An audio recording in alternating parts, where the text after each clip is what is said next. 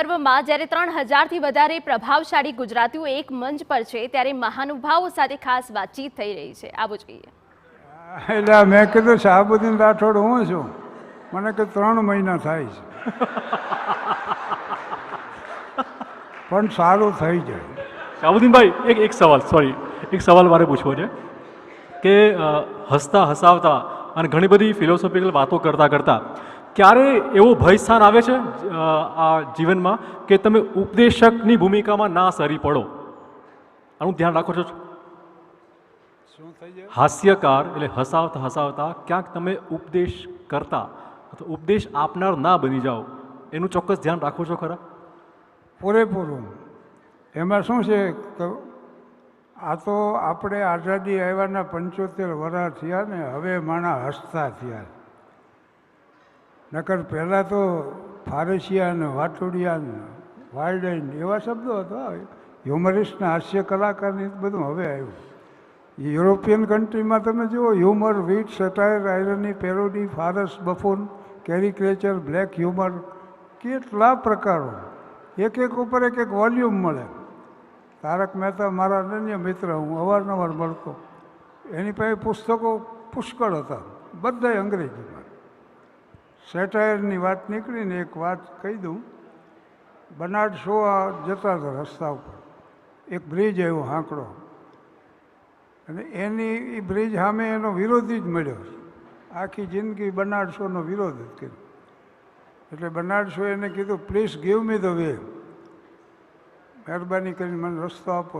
એટલે ઓલો કે હું ગધેડાને રસ્તો નથી આપતો. શો તરત ખસી ગયા કે હું આપું છું. બર્નાર્ડ શોનું નાટક રજૂ થયું ને વિન્સ્ટન ચર્ચિલ વડાપ્રધાન હતો. એટલે બર્નાર્ડ શોએ 2 આમંત્રણ પત્રિકા મોકલી. હારે પત્ર લખ્યો કે 2 આમંત્રણ પત્રિકા મોકલું છું, એક આપના માટે અને એક આપના મિત્ર માટે, કાઉન્સમાં જો કોઈ હોય તો. એમ લખ્યું. તો ચર્ચિલે પાછું સામે લખ્યું કે આ શનિવારે તો હું બહુ વ્યસ્ત છું એટલે આવી નહીં શકું, પણ ત્યાર પછી હું નાટક જોવા આવીશ, કાઉન્સમાં જો ચાલશે તો. વાહ વાહ વાહ. એટલે આવા પ્રકારો છે. આને જૂના જમાનાના વૃદ્ધોએ એક જ કામ કર્યું, નો દાંત કાઢ્યા કે ન કોઈને કાઢવા દીધા. જોવાની જ્યાં ખુશી સાહેબ કે શું હી હા કરો. પણ હવે એટલું સારું છે કે આટલા વર્ષે માણા ખુશ થતા તો શીખ્યા એમ. અને હવે આવા કાર્યક્રમો થાય છે, બોલાવે છે ખરા, પણ એનું ભયસ્થાન શું છે? કાં વલ્ગારિટીમાં ઉતરી જાય, કક્ષા નીચે વહી જાય એકદમ. બીજું સ્થાન એ છે કે ઉપદેશ આપે. આ માઇક હાથમાં આવે ને એટલે એક ભ્રમ એ થાય કે જગત અજ્ઞાનતાના અંધકારમાં ડૂબી ગયું. બીજો ભ્રમ એ થાય કે હું કંઈક પ્રકાશ પાડી શકું એમ. હવે માણસ શરમમાં મંડે સાંભળવા, તો આપણને ભ્રમ એ થાય કે હવે મંડ્યા સમજવા.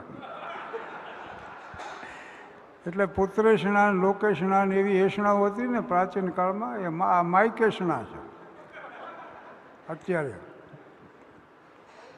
અમે ગાંધીનગર મેં બહુ કાર્યક્રમો આપ્યા છે, મુખ્યમંત્રીશ્રી, મંત્રીશ્રીઓ અને વિધાનસભ્યો સમક્ષ. એક જોયું હોય કે રાજકારણી જેવા સહન કરવાવાળો વર્ગ નહીં કોઈ. હજી બોલાવે છે ખરા. મેં કીધું અમારે એક મિત્ર મંત્રી જબાના ખિસ્સામાં કાતર રાખે, કે અચાનક ઉદ્ઘાટન કરવું પડે ને એ લોકો પાસે ન હોય. તે સવારમાં મિટિંગમાં, વિધાનસભામાં, કોકના મળનામાં એમ કરતાં કરતાં રાતે લગ્નમાં પહોંચ્યા. અને 2 વાગ્યાનો સમય, પંખા પાસે બેઠેલા સાહેબને હું જોલું આવી ગયું. એ વરઘોડિયા લગ્નવિધિ પૂરી થઈને આને પગે લાગવા આવ્યા ને, ત્યાં ઝબકીને ખિસ્સામાંથી કાતર કાઢીને છેડાછેડી કાપી નાખી. આ બધી